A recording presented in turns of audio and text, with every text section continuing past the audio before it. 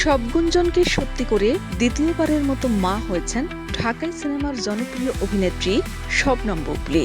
Superstar Shakib Khan ও বুবলীর সংসারে মে মাসের ১১ তারিখ কন্যা সন্তানের জন্ম হয়, এমনটা অভিনেত্রী নিজেই নিশ্চিত করেছেন। কদিন ধরে চলমান গুঞ্জনের পর ৫ জুন এক ফেসবুক স্ট্যাটাসে শবনম বুবলী জানান এই দম্পতির মেয়ের নাম রেখেছেন শার্লিন খান। ফেসবুক পোস্টে তিনি লেখেন, আলহামদুলিল্লাহ, মহান আল্লাহর অশেষ রহমতে আমাদের পরিবারে একটি কন্যা সন্তানের আগমন হয়েছে। এই আনন্দের মুহূর্তে যারা আমাদের জন্য দোয়া করেছেন এবং শুভকামনা জানিয়েছেন তাদের প্রতি আন্তরিক কৃতজ্ঞতা।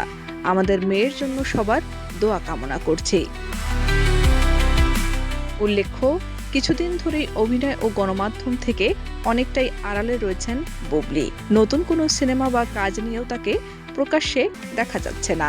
এর আগে অনেকদিন ধরেই অভিনেত্রীর অন্তঃসত্ত্বার গুঞ্জন শোনা গেলেও এই বিষয় তখন স্পষ্ট করে কিছু জানাননি তিনি। এর ফলে দুই পুত্রের পর এবার কন্যা সন্তানের বাবা হলেন শাকিব খান, আর বুবলী দ্বিতীয় সন্তানের মা হলেন। শাহনাজ পারভীন, দেশ রূপান্তর।